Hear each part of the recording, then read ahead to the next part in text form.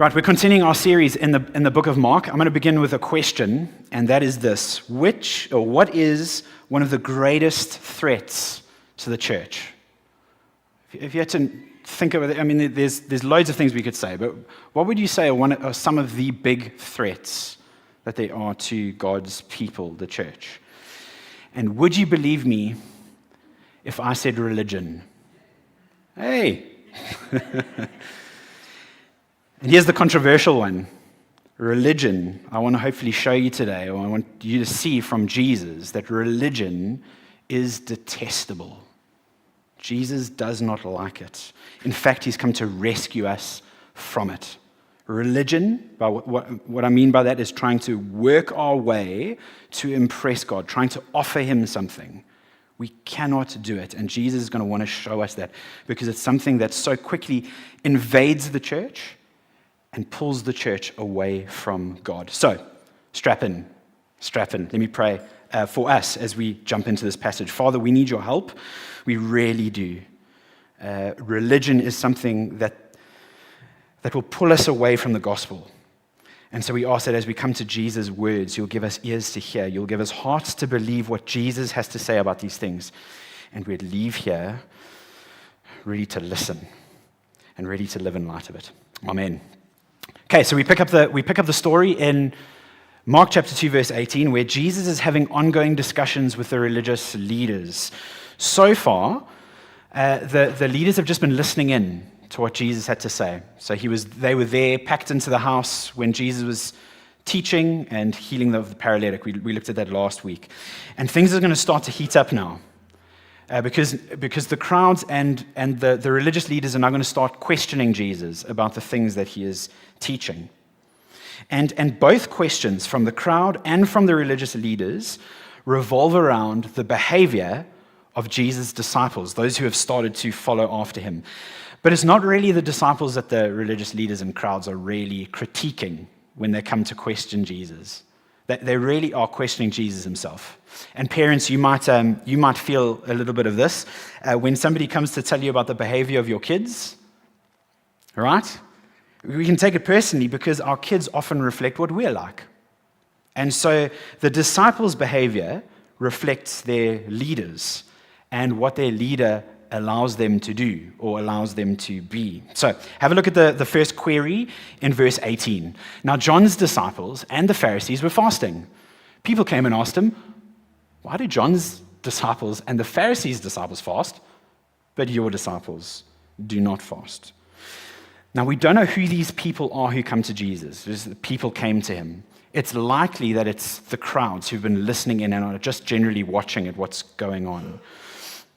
And they've been coming to hear him. And they want to know, why is it that Jesus' disciples just look so different? There was no real command that God had given in his law in the Old Testament that people needed to fast, other than one day in the year. It was a special day called the Day of Atonement, once a year. And it was an opportunity for the whole nation to get together and to grieve their sin.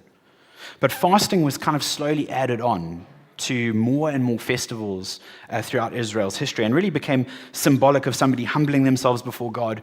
If people wanted to seek guidance from God, they would prayerfully seek him out and fast with that, and for the Lord to come to their rescue. They'd often fast in light of that. And so the crowds have noticed that John the Baptist's disciples, well, they're fasting. It's likely that they were fasting because John, if you remember from chapter 1, John has come preaching that a great Messiah was on the way. And through his preaching, he was making straight the paths for this great king, the Messiah, to come. And so maybe they were fasting because they were eagerly anticipating this king to arrive. It could also be that they were fasting because John, in chapter 1, verse 14, has just been arrested. And so they could have been praying and fasting, begging for God's grace for him to be released. We're not sure about their reason that they were fasting, but it seems that they're in a season of fasting, or they seem to do it very regularly. The Pharisees also fast along with their disciples, but they had become fasting pros. They would fast bi-weekly. Mondays and Thursdays were the days for the Pharisees and their disciples to fast.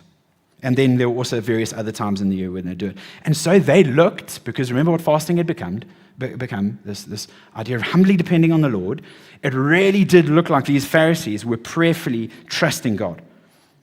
And so Jesus' disciples kind of stick out like sore thumbs as they're just kind of wandering around, not doing any fasting, just following after Jesus. Compared to the Pharisees, they look like completely irreligious and spiritually undisciplined people. And so why don't they fast? Jesus answers. And he answers the people's questions with two analogies. I wonder if you pick them up. The first, Jesus gets us to picture a wedding scene. So cast your mind back to the most recent wedding that you were at. Picture the bridegroom there, standing at the front of the church, the chapel, wherever he might have been. There he is, looking dapper, much more dapper than he's ever looked in his whole life, I can guarantee you, right? Polished shoes, haircut. There's the family. There's the friends. The place is decorated. At the reception, there's cake, there's food, there's celebration, there's speeches, there's dancing. What are weddings? They're a joy. They're a joy to be at. You don't go to a wedding and the only thing that you're offered as you walk through the door is a tepid glass of water, and that's it. It's not what weddings are about. What's Jesus' point? Now is not a time to fast. Now is not a time for his disciples to be fasting. Now is a time to rejoice and celebrate because the long-awaited King has come. He is the answer to all the fasting and all the prayers that have been prayed. Here he is with his disciples. Here is the Lord. He has come. And so they don't need to fast if they're with him. Celebration is an appropriate response to him being with them. The second analogy, and it's kind of split into two halves. Jesus uses the example of garments and of wineskins. And we're going to need to use a little bit of imagination because we don't repair clothes anymore, and we certainly don't drink wine out of wineskins. So we've got to kind of put ourselves into Jesus' disciples' shoes here, and both require this kind of imagination. Imagine for a moment you rip the jeans, and I know that probably just adds to the trendiness of the jean, but just imagine for a moment that you want to repair said jeans with the rip. You don't take a new piece of denim and sew that piece of denim onto the old jeans, because as soon as you put those things in the wash and then they go into the dryer, what happens? The new patch shrinks and it rips the old jeans even more. The same is true for the new wine in an old wineskin. If you put new wine into a wineskin that's already been expanded during that fermentation process, the skin is already stretched to as big as it can go. And so if you put new wine in, it'll explode and it'll be ruined. The wine and the skin will be ruined. You need to put new wine into a new wineskin. Okay, so here's the question. What on earth is Jesus talking about? What does it have to do with fasting? His disciples aren't fasting because the King has arrived. And the reason why it is a time to celebrate is because Jesus has come to change everything. What he brings is new. And his point is simple. The practices of the Pharisees represent what is old. They had added many of these extra rules and multiple of extra days of fasting to the Bible. These man-made rules and these traditions, they looked very impressive, they looked exceptionally spiritual, but actually, they ended up making people's hearts hard. That is what religion does. It is an outward show that doesn't match what's going on the inside. The point of God's laws that he had given to the people was to teach them how to love God and how to love one another. That was always the goal of the law. Instead, the Pharisees took a wonderful thing like fasting, which was this sign of depending upon the Lord, and they turned it into a badge. They had turned it into a measure of how committed I am to God. Ironically, the act of humility had become a source of pride for them. No longer dependence on God, I depend on me. And I depend on how I look, how many times I fast. No longer means loving others. Instead, it means a comparison of how religious I am and how irreligious others are. The Pharisees had completely ripped the heart out of the law, and they had turned it into this kind of points-based system of religion. Like an empty pyramid scheme, which promises you so much, right? The ladder to wealth. This is kind of almost a promise of a ladder to the Lord, a ladder to heaven. But it actually does the opposite. Just like the pyramid scheme just takes your money. Well, this here, this kind of works-based religion really kind of pulls the heart out of God's law, and it pushes people away from God because it makes one self-reliant and hard-hearted. This is why religion is so dangerous. And we see this played out in the second question that is now asked by the Pharisees themselves. So the first question was the crowds asking Jesus about what's going on with the fasting. Second question we have from the Pharisees in chapter 2, verse 23. On the Sabbath, he was going through the grain fields, and his disciples began making their way, picking some heads of grain.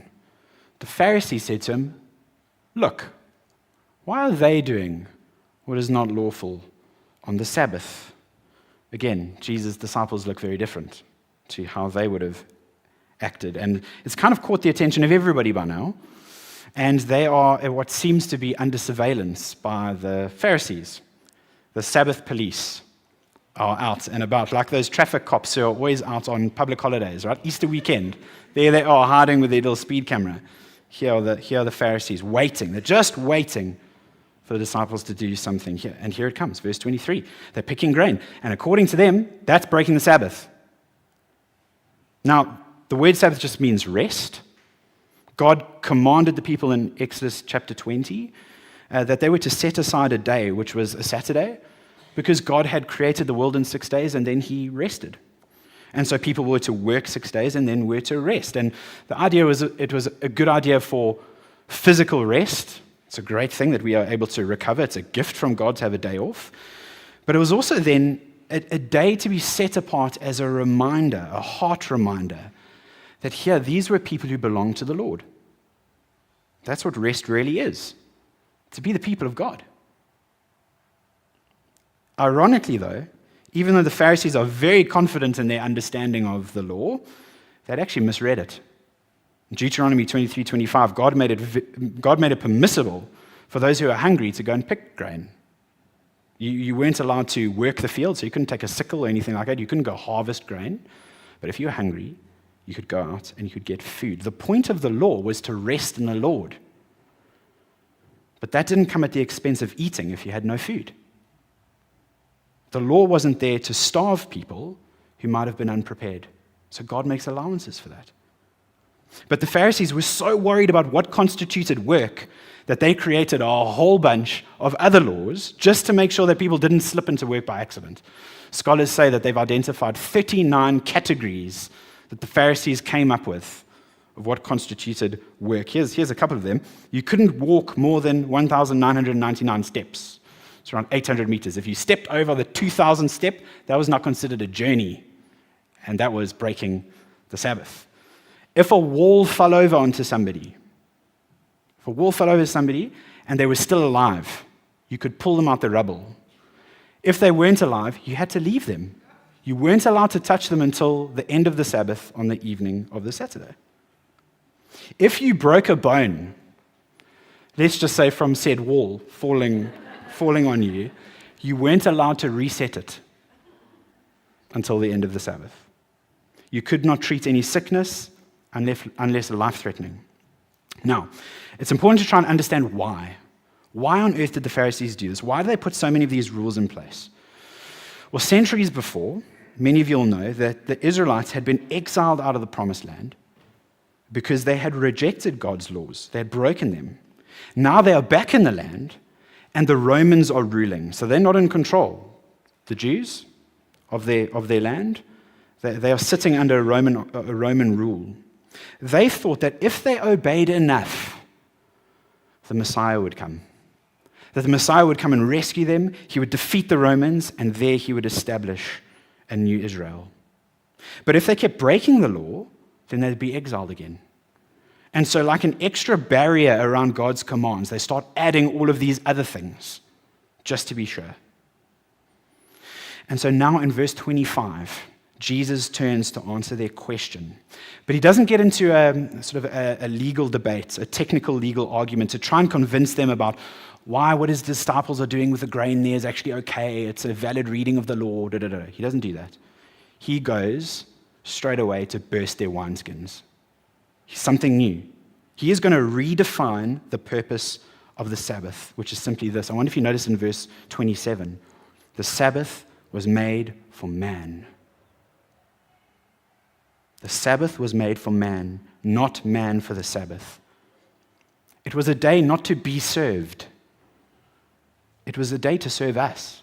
That was the whole point of it, to give us rest. It was not meant to bind people.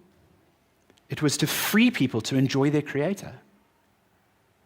In verse 25 and 26, Jesus points them to 1 Samuel 21, when David the king was on the run from King Saul, and he has his companions with him, and the companions are starving. There's David. He's starving.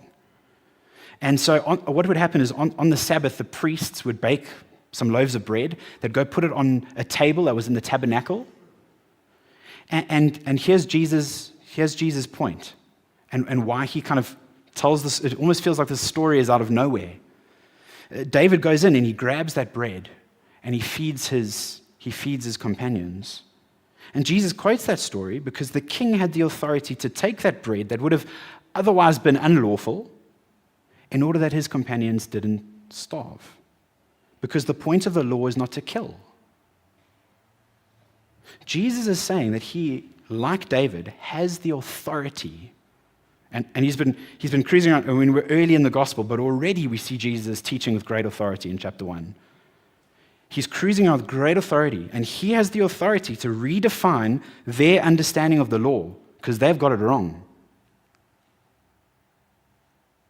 The Pharisees have made it this rigid list of 39 categories, and they have locked down the Sabbath so tightly, people can't even do what is good anymore. They're held down, they're weighed down by it. And standing before them, they don't even realize, is the one who created the Sabbath. You see how Jesus describes himself at the end of chapter 2? Here before him is the Maker, the Lord of the Sabbath. They're questioning him. And he's telling them he gave them the Sabbath as a blessing, not to shackle a nation with a list of do's and don'ts. And not only that, the Sabbath day was also to be a signpost to a greater rest that would arrive when the great king came. And that's what chapter 3, verse 1 to 6 is all about. Mark kind of shifts us to a scene now with Jesus in the synagogue. And there's this man with a shriveled hand. The Pharisees are now keeping Jesus under close surveillance, but even more than that. Do you notice there what they're doing in verse 2? They're actively trying to accuse him. They're starting to build a case against Jesus. And it's almost like a setup. That here's this man, and they're waiting. Just like they were waiting in the fields for the disciples. Now they're waiting for Jesus to do something. What is he going to do? Jesus calls up. He's not intimidated. He calls up the man needing healing. And shame, you can imagine this poor man with a shriveled hand. It's probably the last thing he wants to do. Go stand up in front of everybody. He's probably spent his life trying to hide his hand. But Jesus, he's not making him stand up to embarrass the guy. He wants to help him. That's what he does. He uses his power always to serve others. In verse 4, Jesus now asks the Pharisees a question. They've been questioning him. He now questions them to show off their behavior. Look what he says. And he said to them, "Is it lawful to do good on the Sabbath or to do evil? To save life or to kill?" Unsurprisingly, what's their response? Silent. After looking around at them with anger, he was grieved at the hardness of their hearts and told the man, "Stretch out your hand." So he stretched it out, and his hand was restored. The Pharisees didn't need to obey the Sabbath for the Messiah to come. They didn't need to obey the law for him to arrive. He has come. The king has arrived, just like he always said he would, just like it was promised to the prophets. And he has come, we're told there, to do what is good. Here is one who has come to save life. Here's one who's come to bring glorious restoration. Mandy helped us think through the other day, the song that's been stuck in our heads is Coldplay, Fix You. Right? That's what Jesus come to do. As he walks and does his ministry, we just see how he restores. His restorative power. He is starting a new kingdom. He is ushering in a new age, and he's calling a people to himself. That is what he's come to do, to save life. He is good. That's why he calls people to come to him, all who are weary and burdened. Because what does he offer? Rest. That is what he has come to do. People who are desperately needing help. The Sabbath pointed to a permanent, eternal rest that this Messiah, this great King, was going to bring. But what does the Pharisees' religion do? Do you see? They are so blinded by their list of rules and regulations, they cannot recognize who is standing in front of them. Before he even opens their mouth, they're waiting to accuse. They don't want to listen. The new patch is tearing up the old. The new wine is bursting the wineskins. Their hypocrisy is on full display because in their effort not to work on the Sabbath, right, that's what they're saying you shouldn't do. In their effort not to work on the Sabbath, what have they done? They've turned the Sabbath into a work. They're trying to keep the law, but they were turning themselves into the worst lawbreakers of all. Did you notice verse 6? Immediately, it's now Jesus has healed the man. Immediately, the Pharisees went out and started plotting with the Herodians against him, how they might kill him. So get this, in the eyes of the Pharisees, Jesus healing the man is work, therefore wicked, unacceptable. But they are happy to immediately walk away out of the synagogue, head on out on the Sabbath to go and plot the death of Jesus. That's not work. That's acceptable. See what religion does? And what are the charges? What are the charges that they can bring against Jesus now? And notice they go to the Herodians. The Herodians were not their friends. The Pharisees didn't have political power in that day. They couldn't issue an execution. They couldn't charge Jesus. But the Herodians, well, they were a political party under King Herod. And they had some sway. They weren't mates. They were actually diametrically opposed. They didn't like each other. But suddenly they have a common enemy. Because this Jesus is walking around with great authority. And he's threatening their system of power.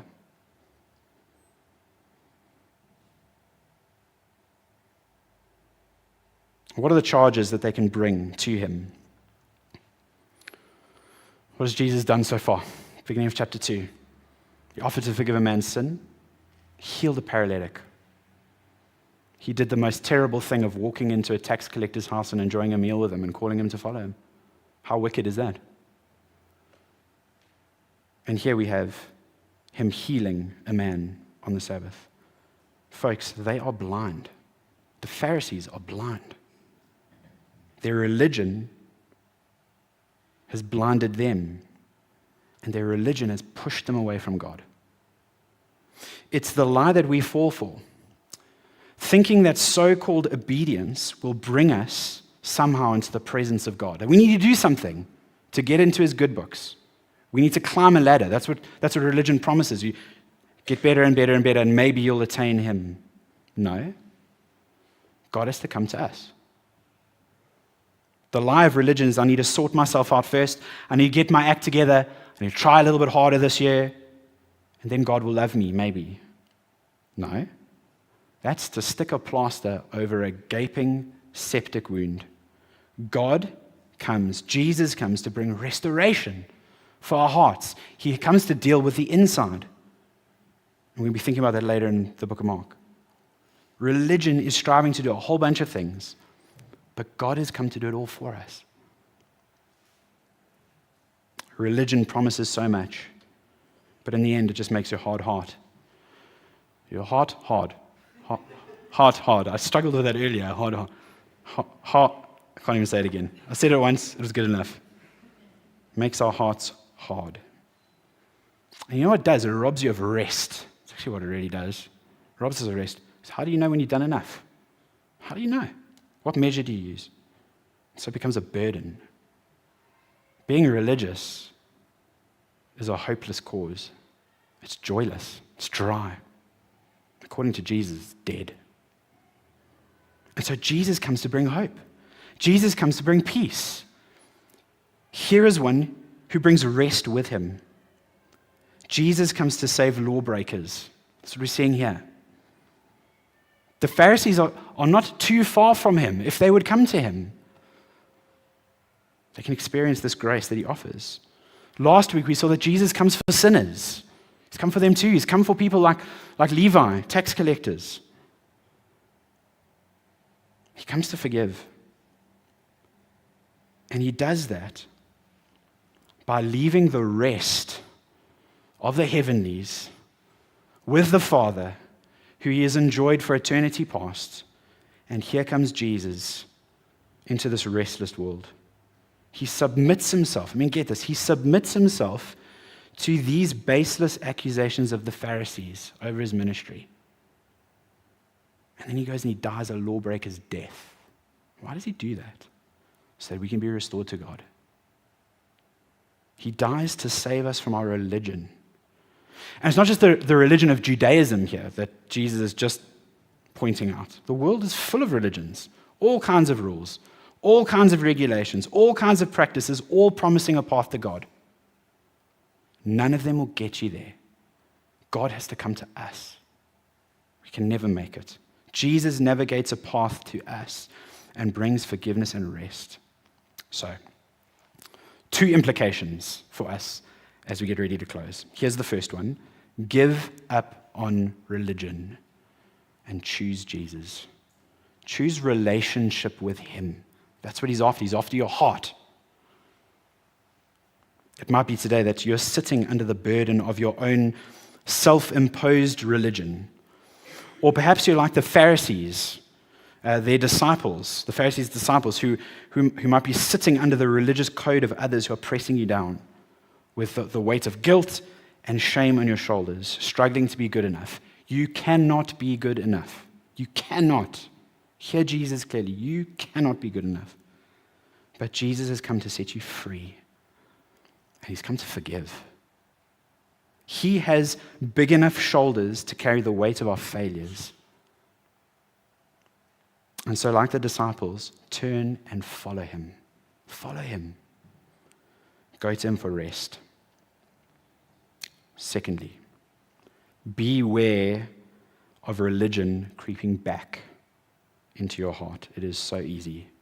Started by talking about the threat to the church. This is one of the greatest threats that we often face. We start with Jesus, and we start adding all kinds of other things to him. And don't hear me wrong, and don't hear Jesus wrong. He's not an anarchist. Okay, he's not throwing out all the laws. He actually calls us to follow after him, to listen to him and obey him. And we're going to be thinking about that through Mark's gospel, what that looks like. But obedience is not the way to get to him. That's the point that he's trying to make here. So the question is, how do I know if I'm straying into religion, potentially? Maybe I'm being distracted by it. My heart's getting weighed down, pulled away from rest in Jesus. And I guess there'll be a measure and temptation in all of us. This is something we're all going to struggle with, right? But 2 things from our passage that should fire off alarm bells for us. And unsurprisingly, they have to do with our hearts. Okay, here's the first one. Do you have joy? Do you have joy? I don't mean happiness, joy. Like that wedding, to cast our minds back to that illustration that Jesus uses there. There is joy in relationship. The bridegroom has come. He's come for his bride. That's the biblical analogy. He's come for us. Do you rejoice in that? Rest means peace, hope, and joy. And I wonder if you notice there in chapter 2, verse 20, he says to the disciples that now, when he's face to face with them, it's not a time for fasting, it's a time to celebrate. But there will come a time when they will fast, when the bridegroom will be taken away from them. And it's an allusion to Jesus' death. He's going to have to go away. and there will be a time where they will mourn his going. Yet even still, the fact that he has to go, even still, finding rest in Christ is full of joy. That's why one of the greatest things that we're told in the New Testament, look at Paul's writings. What does he keep saying? Rejoice, rejoice. Philippians chapter 4, I'm going to tell you again, rejoice. Rejoice. Because Christ died and rose again, he has opened up access to God, and eternal rest is in store for us. He's begun that work, and even though he's gone, he won't leave us. He will finish what he has started in you and I. There's so much to rejoice in. And like the disciples stuck out then, cruising around the grain fields, following after Jesus, we will stick out too when we rejoice. People will not understand the joy that we have, and it will be a witness to the rest Jesus has brought to us. If you lack joy this afternoon, you need to go back to Jesus. You need to come to him. You'll know Colossians chapter 2. So then, just as you received Christ Jesus as Lord, continue to live in him, rooted and built up in him, strengthened in the faith as you were taught, and overflowing with thankfulness. It's going to Jesus where you find joy. Do you have it? Secondly, the second alarm bell is found in the Pharisees. They're described as hard-hearted. Religion causes me to try to stand on my own feet, to do things my own way. And what's one of the implications of that? Not only does it get in the way of me enjoying my relationship with God, but it also breaks fellowship with one another. That's why it's such a threat to the church, to have a whole bunch of people who are measuring and comparing themselves to one another. Religion puffs people up. Like with the Pharisees, we all think that we are spiritual and others are less spiritual, or vice versa. Be careful of that. There's a great warning from Jesus in Revelation 2 to the church in Ephesus. Had all the truth, all the right doctrine, they were fighting all the right battles about what was right and wrong from Scripture. They had no love. Loveless church, dry, duty-bound. Instead of seeing their brothers and sisters as equally needing of grace, they looked down on one another. I would do it this way. I would do it better. And you might do it better. You actually might. Doesn't make you better. Religiosity tears people from each other. It causes us to become harsh. It causes us to become a discourager. It doesn't help us bear with one another in love. That's what we're called to do. To put our preferences aside and to build one another up in love. Now, don't hear me wrong again. Don't swing the pendulum all the way to the other side and say there's a conversation to have about accountability. Absolutely. But in doing so, we're pointing people to Jesus, aren't we? Not us. Not us at all. Friends, Jesus has come to give glorious rest. Don't substitute it for anything less. Don't substitute it for dry, dead religion. What he offers is so much better. And as we get ready to celebrate communion, this is a great chance for us to come back to him.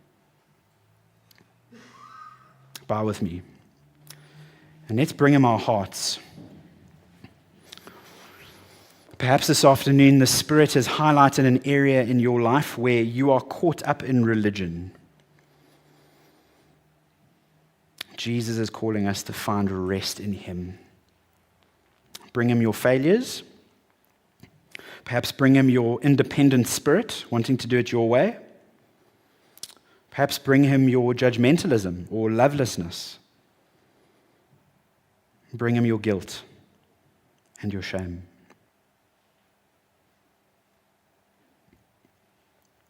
Father, you are indeed slow to anger. We're sorry for that we reduce your word to a dry to-do list. We are sorry that we make so much about ourselves and our own achievements. We are sorry that we look down on one another, people that you have purchased with your blood. And we judge according to our own standards. We are sorry that we are so forgetful of the rest that Jesus has won for us. and instead are so quick to live in arrogance or to be entrapped and enslaved by guilt or fear. Forgive us. And we know that this forgiveness has come at a high price. Jesus was willing to forgive, but it could only come through the sacrifice of his body and his blood. Remind us this afternoon of that new covenant in his blood. He has fulfilled the old. He's given us rest. And so as we eat and drink together, fix our eyes and our hope and our peace and our joy. It come from him and him alone, trusting in his work completely.